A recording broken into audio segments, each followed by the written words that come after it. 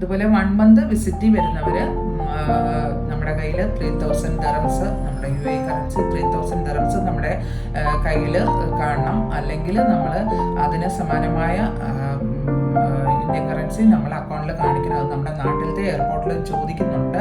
ഇതിന് മുമ്പിലും പുറകിൽ നിന്നവരൊക്കെ എടുത്ത് കാണിക്കുകയൊക്കെ ചെയ്ത് ഞാൻ കണ്ടതാണ്.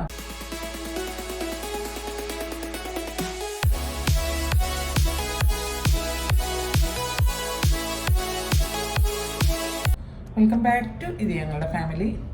അപ്പം നമ്മുടെ ഇന്നത്തെ വീഡിയോ എന്ന് പറയുന്നത്, ഇപ്പം ദുബായിലേക്ക് വിസിറ്റ് വിസയിൽ വരുന്നവർ ശ്രദ്ധിക്കേണ്ട കുറച്ച് കാര്യങ്ങളാണ്. കാരണം നമ്മൾ കുറച്ച് നിയമങ്ങളൊക്കെ ഇപ്പോൾ ഇവിടെ പുതിയതായിട്ട് വന്നിട്ടുണ്ട്. അപ്പം ഞാനിപ്പോൾ വന്നിട്ട് ഒരാഴ്ച ആവുന്നതേ ഉള്ളൂ ദുബൈയിലേക്ക്. പിന്നെ ഞാൻ പിള്ളേരുടെ അടുത്ത് വന്നതാണ്. നെക്സ്റ്റ് വീക്ക് തിരിച്ചു പോവുകയും ചെയ്യും. അപ്പം പക്ഷെങ്കിലും ഞാൻ വന്നപ്പം എൻ്റെ കൂടെ ഉണ്ടായിരുന്ന കുറേ പേര് ഇതറിയാൻ മേലാതെ, ഇപ്പോൾ ഇവിടുത്തെ പുതിയ നിയമങ്ങൾ അറിയാൻ മേലാതെ ബുദ്ധിമുട്ടിയ കുറേ പേരെ ഞാൻ കണ്ടായിരുന്നു. ഒരു പെൺകുട്ടി ഉണ്ടായിരുന്നു, അതിൻ്റെ ട്വിൻ സിസ്റ്റർ ഇവിടെ ഉണ്ട്. അത് ജോലിക്ക് വേണ്ടിയിട്ട് വരികയാണ്. അവരൊക്കെ എയർപോർട്ടിൽ വന്നതിന് ശേഷമാണ് അറിയുന്നത് ഇവിടുത്തെ ഓരോ കാര്യങ്ങളും പറ്റി അറിയുന്നത്. അപ്പം ലാസ്റ്റ് നിമിഷം അങ്ങനെയൊക്കെ കേട്ട് കഴിയുമ്പോഴത്തേക്കിന് എല്ലാവരും കിടന്ന് ഭയങ്കരമായിട്ട് ബുദ്ധിമുട്ടുകയാണ്. അന്നേരം മെയിനായിട്ട് ഇപ്പോൾ ഉള്ള കാര്യം എന്നാന്ന് വെച്ച് കഴിഞ്ഞാൽ, നമുക്ക് 1 മന്ത് വിസ, 2 മന്ത്സ് വിസയാണ് ഇപ്പം വിസിറ്റിൽ ഇവിടെ ദുബൈയിലുള്ളത്. അപ്പം നമ്മൾ 1 മന്തിൻ്റെയോ 2 മന്ത്സിൻ്റെയോ വിസിറ്റ് വിസയിൽ വരുന്നവർ, അതായത് കൂടുതലും ആൾക്കാർ, എനിക്ക് തോന്നുന്നു നമ്മുടെ ചെറുപ്പക്കാർ പിള്ളേരെല്ലാം ജോലിക്ക് വേണ്ടിയിട്ട് കയറി വരുന്നുണ്ട്. ഒത്തിരി പിള്ളേർ ജോലി അന്വേഷിച്ച് വരുന്നുണ്ട്.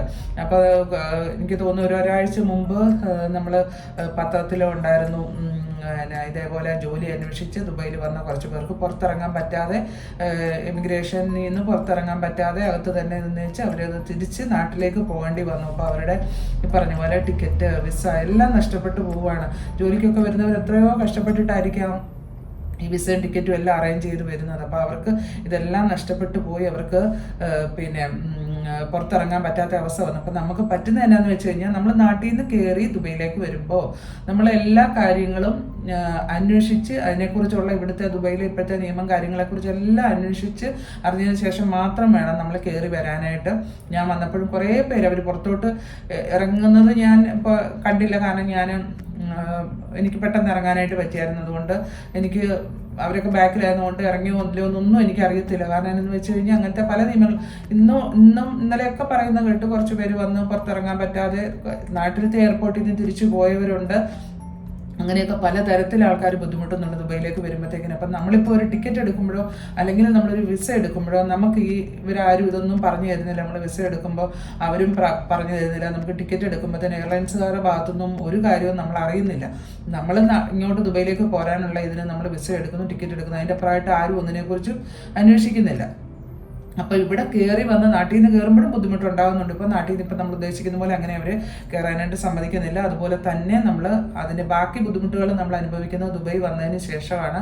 ദുബൈയിൽ നമുക്ക് ഇമിഗ്രേഷൻ ക്ലിയറൻസ് കഴിഞ്ഞ് നമുക്ക് പുറത്തോട്ട് ഇറങ്ങാനായിട്ട് പറ്റാതെ വരുന്നുണ്ട് ഒത്തിരിയും പേർക്ക്. അപ്പം നമ്മൾ അതിനെ അറിഞ്ഞിരിക്കേണ്ട കുറച്ച് കാര്യങ്ങളാണ് ഞാൻ പറയുന്നത്. അതായത് ഇന്ന് വരെയുള്ള നിയമമാണ് ഞാൻ പറയുന്നത്. ഇന്ന് മെയ് 28 ആണ്. അപ്പോൾ ഇന്ന് വരെയുള്ള കാര്യമാണ് ഞാൻ പറയുന്നത്. നാളെ ഈ നിയമം മാറിക്കൂടായികയില്ല, എനിക്കറിയത്തില്ല. അതുകൊണ്ട് എല്ലാവരും അവിടുന്ന് കയറി വരുമ്പോൾ നമ്മൾ ഓരോ ദിവസത്തെയും ഇവിടുത്തെ നിയമങ്ങൾ എന്താണെന്ന് അന്വേഷിച്ച് അറിഞ്ഞതിന് ശേഷം മാത്രം കയറാനായിട്ട് നിൽക്കുക. അപ്പോൾ ഇന്ന് വരെയുള്ള കാര്യം എന്നാന്ന് വെച്ച് കഴിഞ്ഞാൽ, നമ്മൾ 1 മന്ത് വിസിറ്റിൽ വരുന്നവർക്ക് അവരുടെ കയ്യിൽ 3000 ദിറംസ് കാണണം. നമ്മൾ നാട്ടിൽ നിന്ന് 3000 ദിറംസ് നമ്മൾ കയ്യിലെടുത്തുകൊണ്ട് വരണം. അല്ലെങ്കിൽ അതിന് 3000 ദിറംസിന് സമാനമായ നമ്മുടെ ഇന്ത്യൻ കറൻസി നമ്മുടെ അക്കൗണ്ടിൽ കാണണം. അത് നമ്മൾ അക്കൗണ്ടിൽ അവരെ കാണിച്ചു കൊടുക്കണം.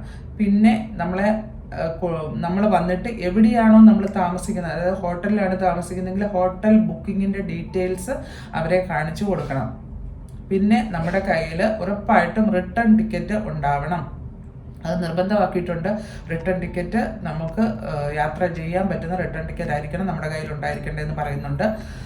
പിന്നെ നമ്മളെ കൊണ്ടുവരുന്നവരുടെ എമിറേറ്റ്സ് ID നമ്മൾ കാണിച്ചിരിക്കണം. എമിറേറ്റ്സ് ID നമ്മുടെ ഫോണിൽ നമ്മളത് കാണിച്ചിരിക്കണം. പിന്നെ നമ്മൾ ഈ പറഞ്ഞ പോലെ നമ്മൾ എവിടെയാണ് താമസിക്കാൻ പോണത് അതിൻ്റെ ബുക്കിംഗ്, ഹോട്ടലിലാണ് വരുന്നതെങ്കിൽ ഹോട്ടലിലാണ് താമസിക്കുന്നതെങ്കിൽ ഹോട്ടൽ ബുക്കിങ്ങിൻ്റെ ഡീറ്റെയിൽസ്, നമ്മൾ എത്ര ദിവസത്തേക്കാണ് എന്താണെന്നുള്ള ഡീറ്റെയിൽസും കാണിച്ചിരിക്കണം.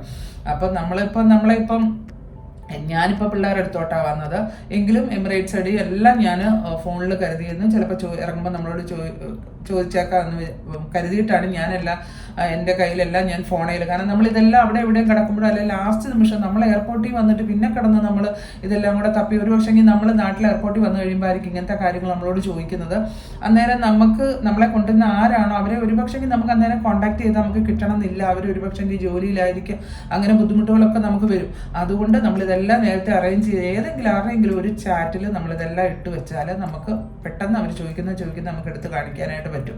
അപ്പം നമ്മളെ ഈ കൊണ്ടുവരുന്നവരുടെ പിന്നെ എമിറേറ്റ്സ് ഐഡി, അതുപോലെ ഇപ്പം അമ്മമാരെ മക്കൾ കൊണ്ടുവരികയാണ്, അല്ലെ മക്കളെ അമ്മമാർ കൊണ്ടുവരുന്നുണ്ട്, അല്ലെങ്കിൽ ബ്രദറിനെ സിസ്റ്ററിനെ ബ്രദറിനെ കൊണ്ടുവരുന്ന അങ്ങനത്തെ റിലേഷൻസ് കൊണ്ടുവരികയാണെങ്കിൽ അവരുടെ ആ റിലേഷൻ കാണിക്കുന്ന നമ്മുടെ പാസ്പോർട്ട് കോപ്പിയിൽ ഏതായാലും പാരൻസിൻ്റെ പേരും എല്ലാം കാണുമല്ലോ. അപ്പോൾ അത് കാണിക്കുന്ന ആ ഡീറ്റെയിൽസ് നമ്മൾ ജസ്റ്റ് ഒന്ന് നമ്മുടെ ഫോണിൽ അത് അവരുടെ പാസ്പോർട്ട് കോപ്പിയും നമ്മൾ എടുത്ത് വെച്ചേക്ക്. അപ്പം നമ്മുടെ പാസ്പോർട്ട് കോപ്പി ആയിട്ട് നോക്കുമ്പോഴത്തേക്കിനും അതും കറക്റ്റാണ്. അങ്ങനെ പിന്നെ നമ്മളെ കൊണ്ടുവരുന്നവർ പിന്നെ അവരുടെ എമിറേറ്റ്സ് ഐഡിയുടെ കോപ്പി, അപ്പോൾ അത് കാണിക്കുമ്പോഴത്തേക്കിന് നമുക്കിവിടെ ആളുണ്ട്. അതുപോലെ നമ്മൾ താമസിക്കാൻ തന്നെ ഇപ്പോൾ പിള്ളേർ കൊണ്ടുവന്നുകൊണ്ട് നമ്മുടെ ഫ്ലാറ്റിൻ്റെ ടെനൻസി കോൺട്രാക്റ്റ് എല്ലാം മോള് അയച്ച് എൻ്റെ ഫോണിൽ ഇട്ടിട്ടുണ്ടായിരുന്നു. മോൻ പോരാൻ നേരം അങ്ങനെ തന്നെയായിരുന്നു, എല്ലാം അയച്ചിട്ടുണ്ടായിരുന്നു. കാരണം നമുക്ക് എന്താ അവർ ചോദിക്കുന്നത് നമുക്ക് പറയാൻ പറ്റത്തില്ലല്ലോ, അതുകൊണ്ട് മാത്രം. അപ്പം നമ്മൾ നാട്ടിൽ നിന്ന് കയറുമ്പോഴത്തേക്കും ഇങ്ങനത്തെ കാര്യങ്ങളെല്ലാം സൂക്ഷിച്ചു വേണം നമ്മൾ വരാനായിട്ട്. അപ്പം ഇതുപോലെ 1 മന്ത് വിസിറ്റ് വരുന്നവർ നമ്മുടെ കയ്യിൽ 3000 dirhams, നമ്മുടെ UAE കറൻസി 3000 dirhams നമ്മുടെ കയ്യിൽ കാണണം. അല്ലെങ്കിൽ നമ്മൾ അതിന് സമാനമായ ഇന്ത്യൻ കറൻസി നമ്മൾ അക്കൗണ്ടിൽ കാണിക്കണം. അത് നമ്മുടെ നാട്ടിലത്തെ എയർപോർട്ടിൽ ചോദിക്കുന്നുണ്ട്.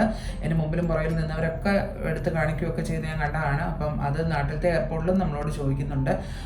പിന്നെ നമ്മുടെ ഈ പറഞ്ഞ പോലെ ഹോട്ടൽ ബുക്കിംഗ് അതും നമ്മൾ നാട്ടിലെ എയർപോർട്ടിലും കാണിക്കേണ്ടതാണ്. പിന്നെ എവിടെയാണോ നമ്മൾ താമസിക്കാൻ പോകുന്നത് അത്, പിന്നെ നമ്മളെ ആരാണോ കൊണ്ടുപോകുന്നത് അതിൻ്റെ ഡീറ്റെയിൽസ് നമ്മൾ കാണിക്കണം.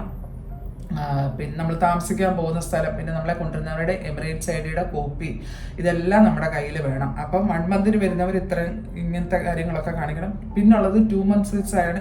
2 monthsന് വരുന്നവർ 5000 dirhams നമ്മൾ കയ്യിൽ കാണണം. അല്ലെങ്കിൽ 5000 dirhamsന് സമാനമായ ഇന്ത്യൻ കറൻസി നമ്മുടെ അക്കൗണ്ടിൽ നമ്മൾ കാണിക്കണം. അത് നാട്ടിലെ എയർപോർട്ടിലും ചോദിക്കുന്നുണ്ട്. അപ്പോൾ അതും നമ്മൾ കാണിക്കണം. പിന്നെ ഈ പറഞ്ഞ പോലെ നമ്മളെ ആരാണോ കൊണ്ടുവരുന്നത് അവരുടെ എമിറേറ്റ്സ് ഐഡി, പിന്നെ ഈ പറഞ്ഞ പോലെ നമ്മൾ പിന്നെ ഹോട്ടലിലാണ് താമസിക്കുന്നതെങ്കിൽ ഹോട്ടൽ ബുക്കിംഗ്, അല്ല നമ്മളിപ്പോൾ പേരൻസിനെ കൊണ്ടുവരുന്നു അല്ലെങ്കിൽ മക്കളെ കൊണ്ടുവരുന്നു, അങ്ങനത്തെ ബ്രദർ സിസ്റ്ററിനെ കൊണ്ടുവരുന്നു, അങ്ങനത്തെ റിലേഷൻ ആണെങ്കിൽ ബ്ലഡ് റിലേഷൻ ഉള്ളവരാണ് നമ്മൾ കൊണ്ടുവരുന്നെങ്കിൽ അവരെവിടെയാണോ താമസിക്കുന്നത് അതിൻ്റെ ടെനൻസി കോൺട്രാക്റ്റ്, അങ്ങനത്തെ കാര്യങ്ങൾ ഡീറ്റെയിൽസ് എല്ലാം നമ്മൾ ഫോണിൽ നമ്മൾ കാണിച്ചു കൊടുക്കണം. അപ്പോൾ ഇതെല്ലാം ഉണ്ടെങ്കിൽ നമുക്ക് ഒരു കുഴപ്പമില്ലാതെ നമുക്ക് പുറത്തിറങ്ങാനായിട്ട് പറ്റും. അല്ലെങ്കിൽ നമ്മൾ ദുബായ് എയർപോർട്ടിൽ വന്നിട്ട് പിന്നെ ഇതിനെല്ലാം ബുദ്ധിമുട്ടേണ്ടി വരും. പ്രത്യേകിച്ചും ആദ്യമായിട്ട് വരുന്ന ആൾക്കാരാണെങ്കിൽ വലിയ ബുദ്ധിമുട്ടാകും അവർക്ക്. കാരണം എന്തെന്ന് വെച്ച് കഴിഞ്ഞാൽ ഭാഷയും കൂടെ അറിയാൻ അല്ലെങ്കിൽ ഒത്തിരി കഷ്ടപ്പാടാകും. കാരണം എന്ന് വെച്ച് കഴിഞ്ഞാൽ എമിഗ്രേഷൻ നമ്മൾ ക്ലിയറൻസിന് വന്ന് നിന്ന് കഴിയുമ്പോഴത്തേക്കും നമ്മളോട് ഓരോ കാര്യങ്ങൾ ചോദിക്കുമ്പോഴത്തേക്കും അറിയാൻ മേലാത്തൊരു കടന്ന് ബുദ്ധിമുട്ട്. ഇതെല്ലാം നമ്മൾ ഫോണിൽ ആരുടെയെങ്കിലും ഒരു ചാറ്റിൽ ഇതെല്ലാം നമ്മൾ എടുത്ത് വെച്ച്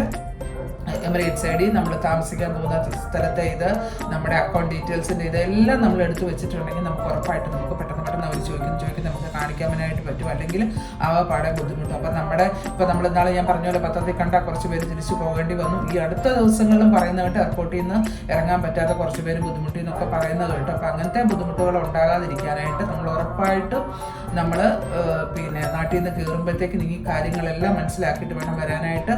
അപ്പം മുമ്പോട്ടുള്ള നിയമങ്ങൾ മാറുന്നതൊന്നും അറിയത്തില്ല. ഇന്ന് വരെയുള്ള കാര്യമാണ് ഞാൻ പറഞ്ഞത്. അപ്പം നമ്മൾ ദുബൈയിലേക്ക് വിസിറ്റ് വരാനായിട്ട് നമ്മൾ വിസ എടുക്കുമ്പോഴത്തേക്കും നമ്മളെല്ലാ കാര്യങ്ങളും ചോദിച്ച് മനസ്സിലാക്കിയതിന് ശേഷം മാത്രം എയർലൈൻസുകാരോടാണെങ്കിലും ടിക്കറ്റിൻ്റെ കാര്യങ്ങളും പിന്നെ വിസ എടുക്കുമ്പോൾ അവരോടാണെങ്കിലും എന്തെങ്കിലും വിസയുടെ കാര്യത്തിൽ എന്തെങ്കിലും മാറ്റം അങ്ങോട്ടോ ഉണ്ടോ അങ്ങനത്തെ കാര്യങ്ങളെല്ലാം ചോദിച്ച് മനസ്സിലാക്കിയതിന് ശേഷം മാത്രം വേണം നമ്മൾ കയറി വരാനായിട്ട്. അപ്പോൾ ഇങ്ങനെ നിയമങ്ങൾ പലതും മാറി മറിഞ്ഞും വരുമ്പോൾ ഞങ്ങൾ വന്നു കഴിഞ്ഞിട്ടാണെങ്കിൽ തന്നെ നാട്ടിൽ നിന്ന് പലരും വിസിറ്റ് വരുമ്പോഴത്തെ കാര്യങ്ങൾ ഓരോന്നൊക്കെ ചോദിക്കുന്നുണ്ട്. അപ്പം ഞാനൊരു വീഡിയോ ഇടാം. അപ്പോൾ അത്യാവശ്യം ആൾക്കാർക്ക് ഇന്ന് വരെയുള്ള കാര്യങ്ങളാണ് ഞാൻ പറഞ്ഞത്. പിന്നെ അപ്പം മുമ്പോട്ട് ഇതിന് ശേഷവും വരാനുള്ള ആൾക്കാർ എങ്ങനെയാണെങ്കിലും ദുബൈയിലേക്ക് വിസിറ്റ് വരുന്നവർ കയറി വരുമ്പോഴത്തേക്കിന് എല്ലാ കാര്യങ്ങളും ഡീറ്റെയിൽഡ് ആയിട്ട് നമ്മൾ ടിക്കറ്റിൻ്റെ കാര്യമാണെങ്കിലും എല്ലാ കാര്യങ്ങളും ചോദിച്ച് അന്വേഷിച്ച് മനസ്സിലാക്കിയതിന് ശേഷം കയറാനായിട്ട് നിൽക്കുക. കാരണം നമ്മുടെ നാട്ടിലത്തെ എയർപോർട്ടിലാണെങ്കിലും നമ്മൾ എയർപോർട്ടിൽ കയറി കഴിയുമ്പോഴത്തേക്കും ഇങ്ങനെ പല കാര്യങ്ങളും നമ്മൾ അവരെ ഡീറ്റെയിൽ ആയിട്ട് കാണിക്കേണ്ടതുണ്ട്. കാരണം അവർ അകത്തോട്ട് കയറ്റി വിടണം എന്നുണ്ടെങ്കിൽ ഇങ്ങനത്തെ എല്ലാ ഡീറ്റെയിൽസും കാണിച്ചെങ്കിൽ മാത്രമേ നമുക്ക് അകത്തോട്ട് കയറി പോകാനായിട്ട് പറ്റത്തുള്ളൂ. അല്ലെങ്കിൽ അവർ പറയും ഞങ്ങൾക്ക് അതുകൊണ്ട് ഇതുണ്ടെന്നൊക്കെ പറയുന്നവരോട് ഞാൻ അടുത്ത് നിന്ന് ഒരാളോട് പറയുന്നത് കേട്ടാൽ പുള്ളി പറഞ്ഞു എൻ്റെ ബ്രദർ വരും, പുള്ളി അക്കൗണ്ടിൽ പൈസ ഇട്ടോളൂ എന്നൊക്കെ പറഞ്ഞപ്പോഴും പറഞ്ഞ ഇതാണ്, നിങ്ങൾ കയറി പോകും, പിന്നെ ബുദ്ധിമുട്ടുന്നത് നിങ്ങൾ ദുബായ് എയർപോർട്ടിൽ ചെന്നതിന് ശേഷമായിരിക്കും. അന്നേരം ഒന്നും ചെയ്യാൻ പറ്റത്തില്ല, ഇറങ്ങാൻ പറ്റിയില്ല, തിരിച്ച് നിങ്ങൾ പോരേണ്ടി വരുമെന്ന് പറയുന്നത്. അപ്പോൾ നമ്മുടെ വിസയുടെ പൈസ, ടിക്കറ്റിൻ്റെ പൈസ ഇതൊക്കെ നഷ്ടപ്പെട്ട് പോകാതിരിക്കാൻ വേണ്ടിയിട്ട് നമ്മൾ ഇവിടുന്ന് കയറുന്നതിന് മുമ്പേ നമ്മൾ ഇതിൻ്റെ കാര്യങ്ങളെല്ലാം മനസ്സിലാക്കി നമ്മൾ പോവുകയാണെങ്കിൽ നമുക്ക് ഒരു ബുദ്ധിമുട്ടും ഇല്ലാതെ നമുക്ക് ദുബായിൽ വന്ന് ഇറങ്ങാനായിട്ട് പറ്റും. അപ്പം എനിക്കറിയാവുന്ന കുറച്ച് കാര്യങ്ങൾ ഞാൻ പിന്നെ ഷെയർ ചെയ്തതാണ്. ഇപ്പോഴത്തെ ഒരു നിയമം ഇന്ന് വരെയുള്ള ഒരു കാര്യമാണ് ഞാൻ പറഞ്ഞത്. അപ്പം വിസിറ്റിൽ കയറി വരുന്നവർ പ്രത്യേകം ശ്രദ്ധിക്കുക. ഇതേപോലെ റിട്ടേൺ ടിക്കറ്റ്, പിന്നെ നമ്മുടെ ഇവിടുത്തെ 1 മന്തിനാണെങ്കിൽ 3000 ദിറംസ്, 2 മന്ത്സിനാണെങ്കിൽ 5000 ദിറംസ്, ഇതെല്ലാം നമ്മൾ കരുതിയിരിക്കണം. പിന്നെ ഈ പറഞ്ഞ പോലെ നമ്മൾ എവിടെയാണോ താമസിക്കാൻ പോകണം, ഹോട്ടലിലാണെങ്കിൽ ഹോട്ടൽ അക്കോമഡേഷൻ്റെ ഡീറ്റെയിൽസ് കാണിക്കണം. അല്ല ഇപ്പം നമ്മുടെ കസിൻസിൻ്റെ ആരുടെയെങ്കിലും കൂടിയാണെങ്കിൽ അവരുടെ ഡീറ്റെയിൽസ് നമ്മൾ കാണിച്ചിരിക്കണം. അതിലുപരി നമ്മൾ അവരുടെ എമിറേറ്റ്സ് ഐഡിയുടെ കോപ്പിയും കാണിക്കണം. അപ്പോൾ ഇത്രയും കാര്യങ്ങൾ കരുതി നമ്മൾ കൈ വെച്ചാൽ നമുക്ക് ഒരു പ്രശ്നമില്ലാതെ നമുക്ക് ഇറങ്ങാനായിട്ട് സാധിക്കും. നമ്മുടെ നാട്ടിലത്തെ എയർപോർട്ടിലും ബുദ്ധിമുട്ടില്ല, നമുക്ക് ദുബായ് എയർപോർട്ടിലും വരുമ്പോൾ ബുദ്ധിമുട്ടില്ലാതെ നമുക്ക് ഇറങ്ങാനായിട്ട് പറ്റും. അപ്പം കയറി വരുന്നവർ ഈ കാര്യങ്ങളെല്ലാം പ്രത്യേകം ശ്രദ്ധിക്കണം. അപ്പം എനിക്കറിയാവുന്ന കാര്യങ്ങൾ ഞാനൊന്ന് ഷെയർ ചെയ്തതാണ്. നിങ്ങൾക്ക് ഉപകാരപ്പെടുന്നെങ്കിൽ ഉപകാരപ്പെടട്ടെ എന്ന് വിചാരിച്ചു. അപ്പോൾ ദുബൈയിലേക്ക് വരുന്നവർക്ക് വേണ്ടിയിട്ട് ശ്രദ്ധിക്കാനുള്ള കുറച്ച് കാര്യങ്ങളാണ് ഞാൻ പറഞ്ഞത്. അപ്പോൾ നമ്മുടെ ഈ ചെറിയ വീഡിയോ ഇഷ്ടപ്പെട്ടെങ്കിൽ ലൈക്ക് ചെയ്യുക, നിങ്ങളുടെ കമൻറ്റുകൾ അറിയിക്കുക. അടുത്ത വീഡിയോയിൽ കാണുന്നവരെ take care and bye bye.